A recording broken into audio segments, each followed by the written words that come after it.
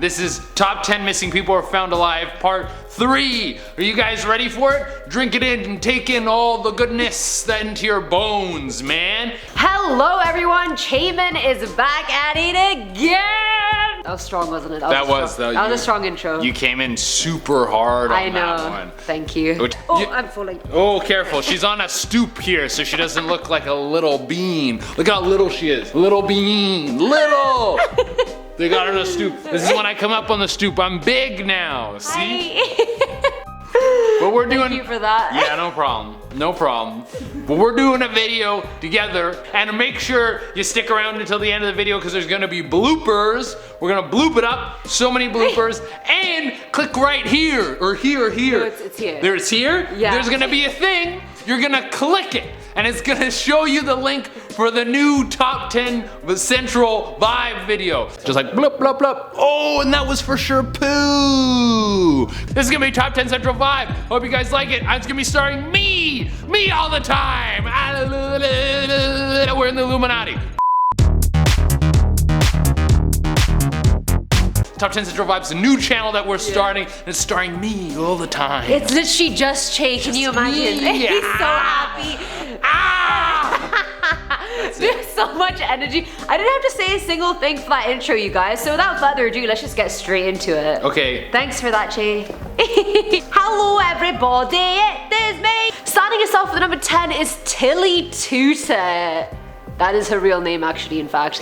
So back in 2000, 83-year-old TILLIE TOOTER was tasked with picking up her granddaughter from the airport. But instead of landing at a decent time, the flight was delayed, and so TILLIE left the house like 2:30 AM to pick her up. Now as she was driving down the I-595, a drunk driver rear-ended the hell out of her car, and it went over the side of the elevated road and down 40 feet below. Never drink and drive, people. It is the most selfish thing you can do. Call an Uber, grab a taxi, stay your friends, have a designated sober driver. With all these options, if you willingly get into a car drunk and drive, any blood is on your hands solely. That is all your responsibility. That was your choice. The PSA is over now. Back to the story. As the car fell, Tillie's phone fell out the window as the car landed in a bunch of mangrove trees and a snake-infested swampland. Did I mention she had just found out she was diabetic the day before? This is not boding well at all for Tillie. Anyway, when she failed to show up to the airport, her granddaughter got worried and called the police, which led to the search. It took 70 hours to find her, during which Tillie survived off a cough drop, a stick of gum,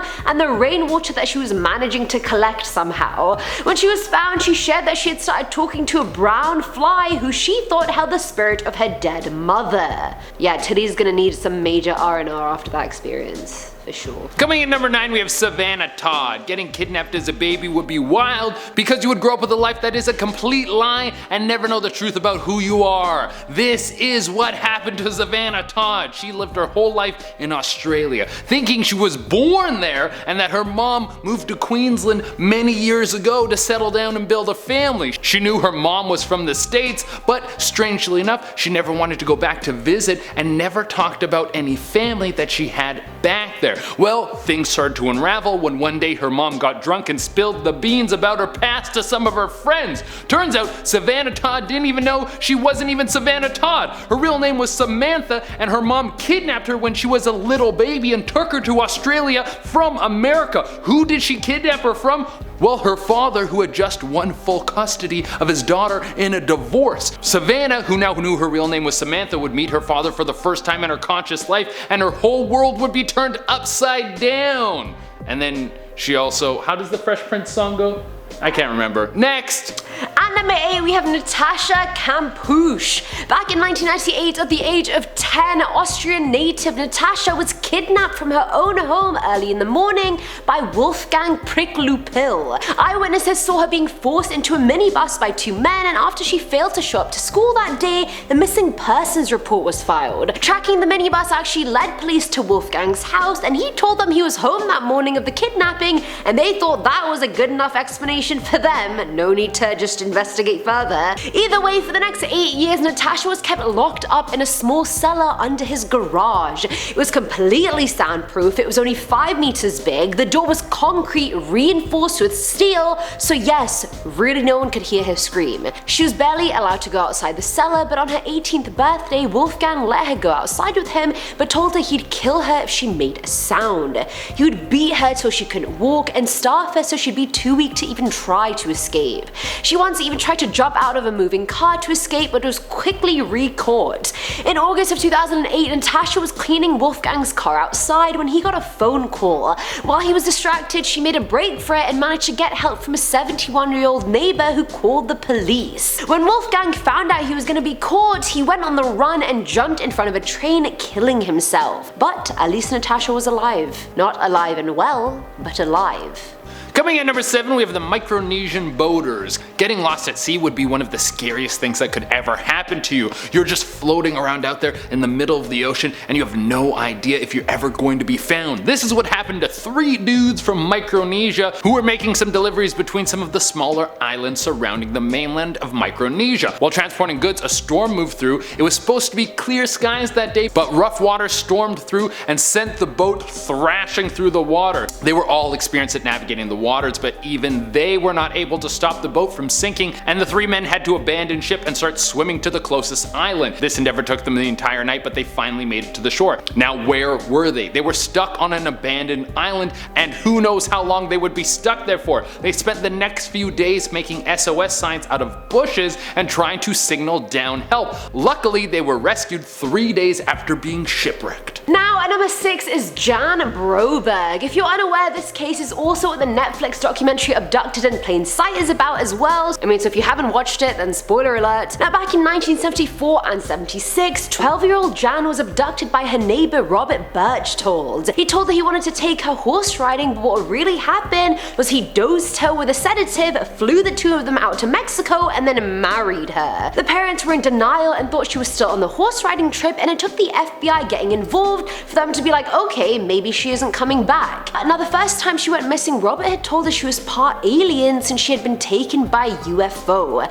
She had to fulfill her mission by having a child with a human man, and he just happened to volunteer. Her parents even signed documents stopping the search for Robert, which was very odd. Why would you stop the search for the man who has your kid? Now the second time he kidnapped her, he enrolled her in school and pretended to be her dad. All the while her real parents were calling him asking if he knew where she was, which he kept denying. 3 months later, authorities found her with Robert, and by then he had violated her 200+ times. Coming in number 5, we have Julian Hernandez, another wild case of being kidnapped as a baby. Julian Hernandez grew up his whole life thinking that he never knew his mom. This was just his reality and he didn't think much of it. Some people don't get dealt the best hand. He went all the way through elementary school and high school without knowing the truth about who he was. It wasn't until he was 18 years old and he decided for the first time that he was going to get a job, that's when he would find out the truth. So Julian went to get a social security number and he immediately was flagged. Not the thing you want to hear when you're trying to get your life together. What was it for? Had he committed a crime? Was he wanted for something mysterious? Well, he actually had been missing since he was a baby. His mother had put out a missing persons report as soon as he disappeared. What happened was his father kidnapped him and moved across the country.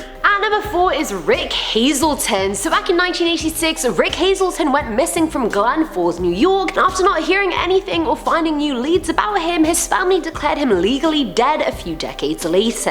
Now his childhood best friend Brian Pinchon had since become a retired Fort Edward police officer who decided to look at his friend's case one more time. Now while doing his research, Brian found a picture of someone that he thought looked exactly like Rick. So him, along with a Nashville detective, got some more information and found an address. The two sent Rick's supposed address a letter in the mail reading, "You're being investigated in a missing persons report," and he was like, since when? 2 weeks later, the police showed up at Rick's door to ask what the hell was going on. Apparently he wanted to make his own life and didn't really think anyone cared about where he was going and what he was doing. Shortly after going missing, he tried his hand at street performing, and when that went bust, he moved to Miami, then Colorado, finally settling down in Oregon, where he's been for the past 20 years. years. There weren't any phones or social media back then, so it's not like he purposely tried to go missing, he just kind of lost touch with his family and friends. I don't know how you lose touch for 33 years and not care, but okay, Rick Hazelton. Coming in at number 3, we have William Harrison. William Harrison was an explorer back in 1660. This dude was known to travel all over Europe. One day, he just disappeared. At first, people thought he must have slipped up and gotten killed, but rumors started to surface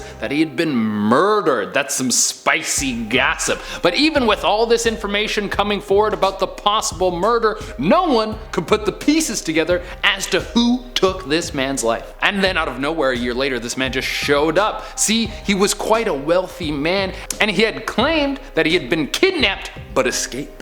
Now at number 2 are the victims. How horrific would it be for someone to have lost a family member to a serial killer? I don't know what's worse, actually losing them like that, or thinking you did but then finding out they're alive, they just wanted nothing to do with you. I'll let you guys ponder over that one on your own. Now, so I'm sure most of you have heard of the clown killer John Wayne Gacy, since we've covered him a bunch of times on the channel. Now in the 70s, 19-year-old Harold Wayne Lovell went missing.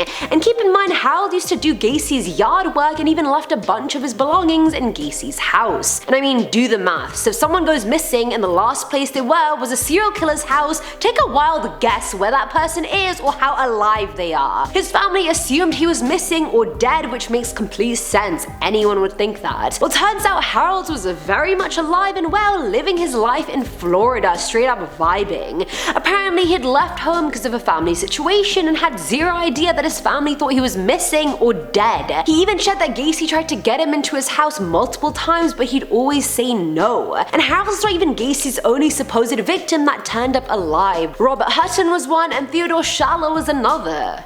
And for the number 1 spot, we got back Herden Kakamov. This literally sounds like a story from a comic book. You have a man that is almost dead, then he arrives into a new life that is better than anything he could have imagined. Kakamov was a soldier in the Soviet army when he was sent out to fight for his country when the Soviets invaded Afghanistan back in the 80s. During combat, Kakamov was killed, or so all his fellow soldiers thought. He was struck in the head by either a bullet or shrapnel, but the wound looked like it should have been fatal, so his comrades just left him there. Well, turns out this dude was still kicking, and some people from a local Afghani village found the fading soul and took him in, nursed him back to health, and gave him a second chance at life. Kakamov was now alive, and after coming so close to death, he decided to stay with the people who saved his life. He was found 33 years later, living in the village under the name Sheikh Abdullah. He had taken up a new life as a healer and had a beautiful family. And that is it for today's video, guys. I hope you enjoyed our collab. I know I certainly did. I didn't like it at all. It was a bad time for me. You loved it. I feel like Che raises my energy. He comes in literally on crack, and I'm Dude, like, okay. I'm a performer at heart, and I know how to put it on. You know, you guys want to see what I'm like off? I'm just not like this at all. And then I turn it on for the cameras, because that's good. But that's what you gotta do. You gotta dance for the people. Okay, anywho, we've been Chaman. Do click on the link and go to Top 10 Central Vibe. Hello. It's gonna be so good. The link's somewhere around here, but it's me all the time. It's gonna be crazy. And we gotta support Che. You gotta support me. That's a strong chest you have there, buddy. Dude, my chest is yoked. Anywho, bye guys. Bye. Mwah. Bloopers. Today we're gonna be looking at missing people who died tragic deaths. I'm just kidding. No, that's not it. That's not the video. We pranked you. You got pranked. Get wrecked. You guys. Oh fuck! I put out. Can you do that again? I put out 2. You put out 2? Yeah, I'm sorry. It says it there. It's wrong.